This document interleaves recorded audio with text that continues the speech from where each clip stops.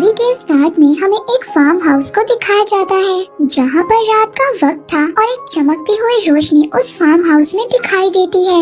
ये चमकती हुई रोशनी कोई और नहीं बल्कि एक मैजिकल क्रिएचर था।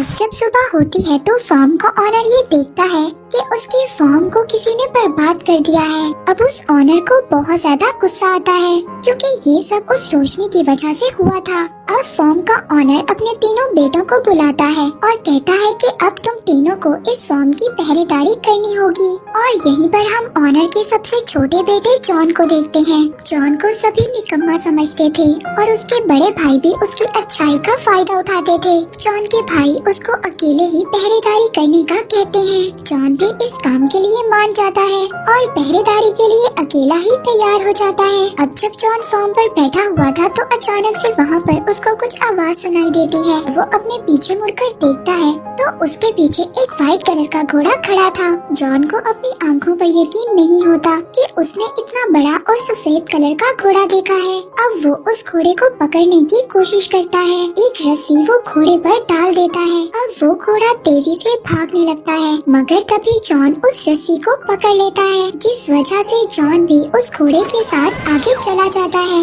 मगर जब घोड़ा थोड़ा सा आगे जाता है तो वो अनबैलेंस हो जाता है और दलदल में गिर जाता है। अब जॉन उस घोड़े की मदद करता है, उसको दलदल से बाहर निकाल लेता है। तभी जॉन देखता है कि उस घोड़े की आंखों में आंसू थे और ये देखकर जॉन उस घोड़े के लिए बहुत ही ज्यादा बुरा फील करता है। जॉन उस घोड़े से ये प्रॉमिस लेता है कि आइंदा वो घोड़ा उनके फार्म पर नहीं आएगा। जिसके बाद वो घोड़ा जॉन को शुक्रिया कहता है और वहाँ से चला जाता है। उसके बाद जॉन भी अपने घर आ जाता है। अब जॉन को दोबारा अपने फार्म से कुछ आवाजें आती हैं। जब जॉन वहाँ पर चेक करने जाता है तो वहाँ पर जाकर वो हैरान हो जाता है। वहाँ पर दो घोड़े बंधे हुए थे। अब इससे पहले जॉन वहाँ पर कुछ समझ पाता, उसको एक आवाज बताती है कि ये तुम्हारे लिए एक गिफ्ट है। जॉन जब पीछे मुड़कर देखता है तो उसको एक छोटा घोड़ा नजर आता है जो कि उसको बताता है कि मेरा नाम फॉल है। असल में फॉल उस घोड़े का बेटा था जिसको जॉन ने रात को बचाया था। फॉल जॉन को बताता है कि मेरी मदर तुमसे बहुत ज्यादा खुश है, इसीलिए उन्होंने तुम्हारे लिए ये गिफ्ट भेजा है। जॉन ये सुनकर काफी ज्यादा खुश हो जाता है। तभी जॉन को अपने फादर की आवाज आती है। अब जॉन जल्दी से बाहर आता है और अपने फादर को बाहर रखने की ही कोशिश करता है ताकि वो अंदर न चले जाएं। अब जॉन अपने फादर के जाने के बाद फॉल पर बैठ जाता है और फॉल बहुत ही तेजी से भागता है। उसकी स्पीड को देखकर जॉन बहुत ज्यादा हैरान हो जाता है। अब एक जगह पर पहुंचकर फॉल सीटी बजाता है। अब फॉल की सीटी को सुनकर स्टेबल में खड़े हुए दो घोड़े भी उनके पास आ जाते हैं। जॉन ये सोचता है कि वो इन घोड़ों को मार्केट में ले जाकर बेच देगा। जॉन उन घोड़ों को मार्केट में लेकर जाता है तो उन शानदार घोड़ों को लोग देखकर हैरान हो जाते हैं। किसी ने भी ऐसे शानदार घोड़े कभी नहीं देखे थे। यहाँ पर काफी ज्यादा लोग जॉन से घोड़ों को खरीदने की बात भी करते हैं। अब फॉल भी जॉन को ये कहता है कि वो ये दोनों घोड़े उस बूढ़े आदमी को बेच दे, मगर जॉन ये दोनों घोड़े किंग को ही बेचना चाहता था। जब किंग वहाँ पर आता है तो उसको भी ये दोनों घोड़े बहुत ज्यादा पसंद आते हैं, मगर किंग का मिनिस्टर उससे कहता है कि उसको ये दोनों घोड़े चोरी के लग रहे हैं। किंग इसी बात का फायदा उठाकर बगैर पैसों के जॉन से वो दोनों घोड़े ले लेता है। जॉन किंग से जब पैसों की बात करता है तो किंग उसको बगैर जवाब दिए वहाँ से चला जाता है। फॉल यहाँ पर जॉन को डांटता है और कहता है कि मैंने तुम्हें कहा था ये दोनों घोड़े उस बूढ़े आदमी को बेच दो। खैर फॉल जब जॉन को उदास देखता है तो वो दोबारा से सीटी बजाता है और वो दोनों घोड़े जॉन के पास आ जाते हैं, लेकिन उन दोनों घोड़ों की वजह से किंग की बग्गी पलट जाती है और वो आटे की बोरियों में गिर जाते हैं।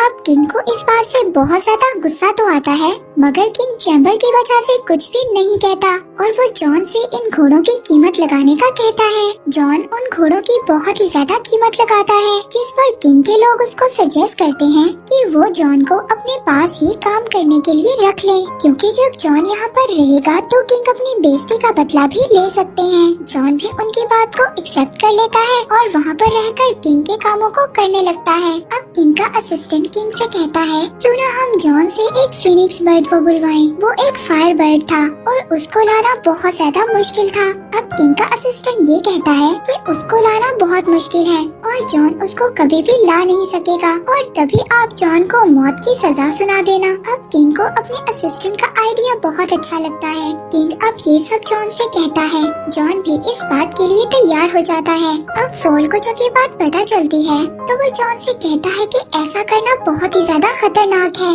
क्योंकि जिसने भी ऐसा किया है और जो भी उस वर्ड की तलाश में गया है कभी भी वापस नहीं आया। मगर जॉन ने ये चैलेंज एक्सेप्ट कर लिया था, इसलिए वो पीछे नहीं हट रहा था। अब फॉल को भी जॉन की मदद करना थी, इसीलिए अब वो जॉन को एक जंगल में ले जाता है, जहाँ पर वो उसको एक ड्रीम नट दिखाता है। वो जॉन को बताता है कि ये फायर बर्ड के स्पेशल नट्स हैं और वो इनको बहुत ज्यादा पसंद करता है। मगर ये नट्स ऐसे हैं जैसे ही वो फायर बर्ड इनको खाएगा वो गहरी नींद में सो जाएगा, जिसके बाद हम उसको आसानी से पकड़ लेंगे। जिसके बाद अब ये दोनों उस जगह पर पहुंच जाते हैं जहां पर फायर बर्ड रहता था। फॉल उसको ये भी बताता है कि फायर बर्ड जमीन के नीचे रहता है। अब वो उस जगह पर कुछ नट्स को फेंक देते हैं और उस फायर बर्ड के बाहर आने का वेट करते हैं। अब जैसे ही वो फायर बर्ड नट्स की खुशबू सूंघता है तो वो जमीन से बाहर आ जाता है। अब वो फायर बर्ड मजे से उन नट्स को खा लेता है, जिसके बाद वो बेहोश हो जाता है। अब जैसे ही जॉन उस फायर बर्ड को पकड़ने जाता है तो वो दोबारा से जिंदा हो जाता है। अब वो फायर बर्ड जॉन के पीछे पड़ जाता है। वो उनको पकड़ने के लिए जॉन और फॉल के पीछे भागता है, जिसकी वजह से पूरे आइलैंड पर आग लग जाती है। उस फायर बर्ड ने जॉन और फॉल को पकड़ लिया था, जिसके बाद जॉन अपने पास आखिरी नट पड़ा हुआ उसकी तरफ फेंक देता है। जैसे ही वो फायर बर्ड उस नट को खाता है वो बेहोश हो जाता है। अगली सुबह जब वो जागता है तो उसको पता चलता है कि उन लोगों ने उसको चेन में कैद कर लिया था। जब जॉन उस फायर बर्ड की तरफ देखता है तो वो ये देखता है कि उसकी आंखों में आंसू थे। ये देखकर जॉन को बहुत ज्यादा बुरा फील होता है, जिसकी वजह से वो उस फायर बर्ड को आजाद कर देता है। जैसे ही वो फायर बर्ड आजाद होता है वो अपने पंख फैलाकर वहाँ से उड़ जाता है और जाते हुए वो अपना एक पंख जॉन को दे देता है और वो पंख हीट की वजह से ग्लो कर रहा था। फॉल जॉन को कहता है कि किंग अब तुम्हें नहीं छोड़ेगा, मगर जॉन फॉल से कहता है कि शायद वो इस पंख से किंग को ये यकीन दिलवा दें कि उन्होंने फायर बर्ड को पकड़ा था। जब वापस जॉन किंग के पास जाता है तो किंग जॉन की किसी भी बात पर यकीन नहीं करता। अगले ही दिन जॉन को मौत की सजा के लिए लाया जाता है। जॉन वो पंख निकालकर सबको दिखाता है, मगर वो पंख अब ग्लो नहीं कर रहा था और किंग जॉन को मारने का कहता है। जब किंग जॉन को मौत की सजा देने लगता है तभी वहाँ पर फायर बर्ड आ जाता है, जिसको देखकर सभी लोग बहुत ज्यादा हैरान होते हैं और वहाँ पर इकट्ठे सभी लोगों को जॉन की बातों पर यकीन आ जाता है, जिसकी वजह से अब किंग को जॉन की सजा खत्म करनी पड़ती है और साथ ही जॉन को किंग प्रमोशन भी दे देता है। इस बात पर किंग और भी ज्यादा गुस्सा होता है। अब वो अपने मिनिस्टर को कुछ और प्लान सोचने का कहता है। बहुत ज्यादा सोचने के बाद किंग का मिनिस्टर उसको एक आइडिया देता है। वो कहता है कि क्यों ना हम इस बार जॉन को एक माउंटेन की प्रिंसेस को लाने भेजें। पहले तो जॉन इस बात पर कामयाब नहीं होगा और अगर वो ऐसा कर लेता है तो इसमें आपका ही फायदा है। आप उस प्रिंसेस से शादी कर लेना, दोनों ही तरफ में आपका फायदा है। किंग को ये आइडिया बहुत ही ज्यादा पसंद आता है और वो जॉन को इस मिशन पर भेज देता है। अब जॉन उस सार माउंटेन पर पहुंच जाता है जहां पर वो प्रिंसेस रहती थी। वो देखता है कि माउंटेन पर कैसल के अंदर जाने का रास्ता एक बहुत ही मोटी बर्फ से बना हुआ है, जिसको तोड़ना बहुत ही ज्यादा मुश्किल था। तभी अचानक से वहाँ पर फायर बर्ड का एक पंख उड़कर आता है और उस बर्फ की दीवार में लग जाता है, जिससे वो दीवार टूट जाती है, जिससे वहाँ पर एक पानी का सैलाब आ जाता है। फॉल उसमें बहकर नीचे गिर जाता है और एक स्नोबॉल की तरह माउंटेन से नीचे गिर जाता है। जॉन अब कैसल के अंदर जाता है। उसको वहाँ पर बहुत ज्यादा लड़कियाँ नजर आती हैं और वो सभी लड़कियाँ सो रही थी। अब उनमें से असल प्रिंसेस कौन सी थी ये जानना बहुत ही ज्यादा मुश्किल था, लेकिन उस फायर बर्ड का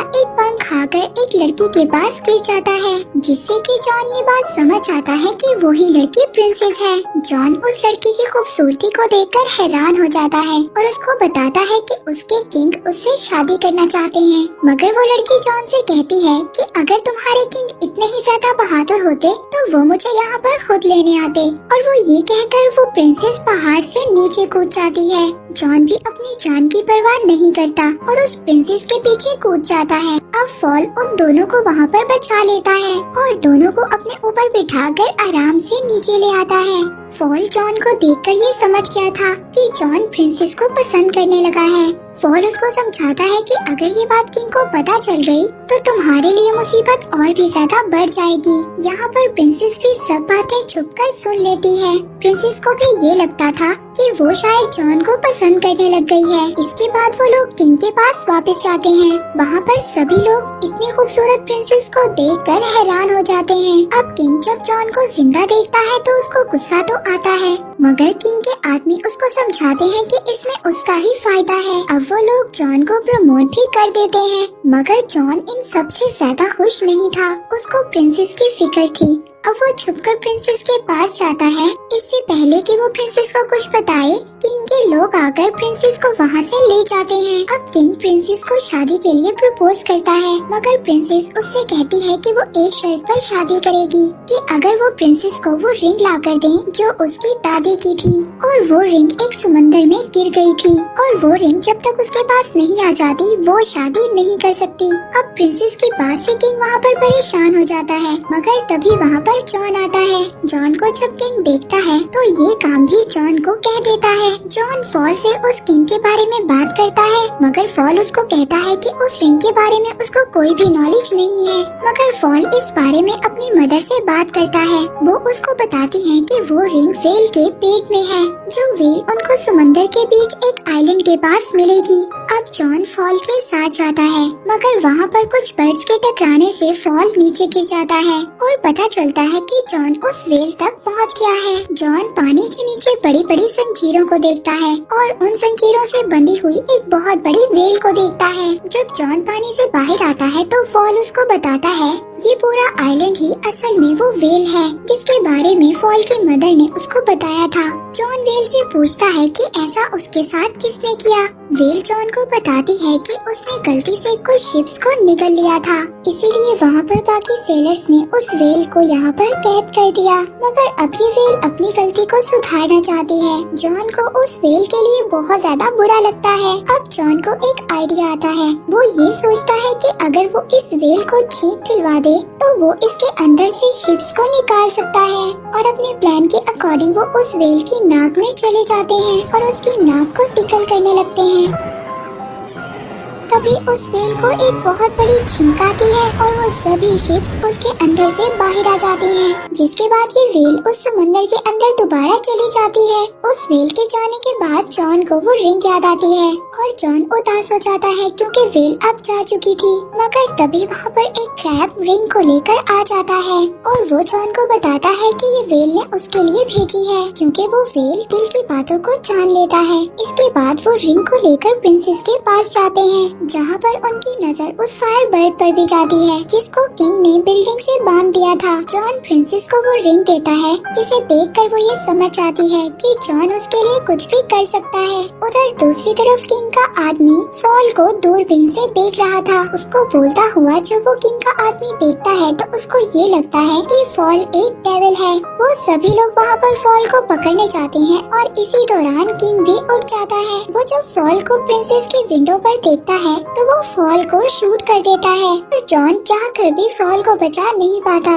इसके बाद किंग ये ऐलान करता है कि जॉन को प्रिंसेस के किडनैप करने के जुर्म में नौकरी से निकाला जाता है और कुछ ही दिनों में उसको मौत की सजा मिलेगी। तभी प्रिंसेस फॉल से मिलती है और उसको बताती है कि उसके एक आइडिया की वजह से जॉन और भी ज्यादा मुसीबत में फंस गया है। वो फॉल को बताती है कि उसने किंग को शादी से बचने के लिए 3 अलग अलग पॉट्स में नहाने के लिए कहा था, जहाँ पर पहले पॉट में उबलता हुआ पानी और दूसरे पॉट में बर्फ का पानी और तीसरे में उबलता हुआ दूध होगा। उसने किंग को बताया कि ऐसा करने से वो दोबारा से जवान हो जाएंगे, मगर किंग को ये सब ठीक नहीं लग रहा था। जिस पर किंग का आदमी उसको कहता है कि पहले वो इन सब चीजों को जॉन पर आजमा कर देखे। अब प्रिंसेस फॉल को इस बात से बचने का तरीका बताती है। अगर वो पहले पॉट में उसकी दादी की रिंग और दूसरे पॉट में उस फायर बर्ड का पंख और तीसरे में लाइफ और डेथ फ्लावर्स डाल दें तो जॉन की लाइफ बच सकती है। फॉल प्रिंसेस से उन फ्लावर्स के बारे में पूछता है, जिस पर प्रिंसेस फॉल को कहती है कि वो फ्लावर्स उसको दुनिया के आखिरी कोने में मिलेंगे। फॉल कहता है कि इन सब में तो बहुत ज्यादा वक्त लग जाएगा, लेकिन प्रिंसेस उसको कहती है कि तुम्हारी स्पीड से ये काम जल्दी हो जाएगा। अब फॉल इंजर्ड होने के बावजूद उन फ्लावर्स को लेने जाता है और अगली सुबह वो पॉट्स भी तैयार हो जाते हैं और यहाँ पर किंग ये सोचता है कि यही सही वक्त है सबको ये बताने का कि वो कितना रहमदिल है। वो सबको ये बताता है कि ये प्रोसेस असल में जॉन को दिया हुआ दूसरा मौका है, क्योंकि वो अगर इन सब में कामयाब हो गया तो वो जॉन को आजाद कर देंगे। इसके बाद वो जॉन को उस पॉट में धकेल देता है और प्रिंसेस भी चुपके से अपनी रिंग उस पॉट में डाल देती है और उस रिंग के मैजिक से जॉन सही सलामत पहले पॉट से निकलकर दूसरे पॉट में गिर जाता है। ये सब देखकर वो फायरबर्ड चिल्लाने लगता है। उस फायरबर्ड की आवाज उस कैद हुए पंख तक पहुंच जाती है और वो वहां से निकलकर फौरन ही दूसरे पॉट में गिर जाता है, जिसके बाद जॉन तीसरे और फाइनल पॉट में गिरता है। प्रिंसेस फॉल के आने का इंतजार कर रही थी। दूसरी तरफ हम देखते हैं कि फॉल उस फ्लावर तक पहुंच गया था, लेकिन उस फ्लावर को तोड़ने से पहले फॉल को ये पता चलता है कि इस फ्लावर को जो भी तोड़ेगा उसकी डेथ हो जाएगी। लेकिन इस बात की परवाह किए बिना वो उस फूल को तोड़ लेता है। उधर बाकी सब लोगों को ये लग रहा था कि जॉन मर गया है और वो सभी लोग उदास होकर वहाँ से जाने लगते हैं, पर तभी वहाँ पर फॉल आ जाता है जो कि उस फ्लावर को उस पॉट में गिरा देता है और देखते ही देखते जॉन उस पॉट से एक प्रिंस की तरह बाहर आता है। अब ये देखकर किंग भी पहले पॉट में जंप लगाता है, मगर दोबारा से जवान होने की बजाय वो एक बबल में कैद होकर वहाँ से चला जाता है। सभी लोग इस बात को देखकर बहुत ज्यादा खुश होते हैं और वो अपना नया किंग जॉन को बना लेते हैं। जॉन और प्रिंसेस फॉल को ढूंढने जाते हैं। फॉल को ये लग रहा था कि अब वो मरने वाला है, मगर प्रिंसेस फॉल को बताती है कि वो फ्लावर सिर्फ उसका टेस्ट ले रहा था। मूवी के लास्ट सीन में हम जॉन और प्रिंसेस की शादी को देखते हैं और इसी के साथ ये मूवी यहीं पर एंड हो जाती है।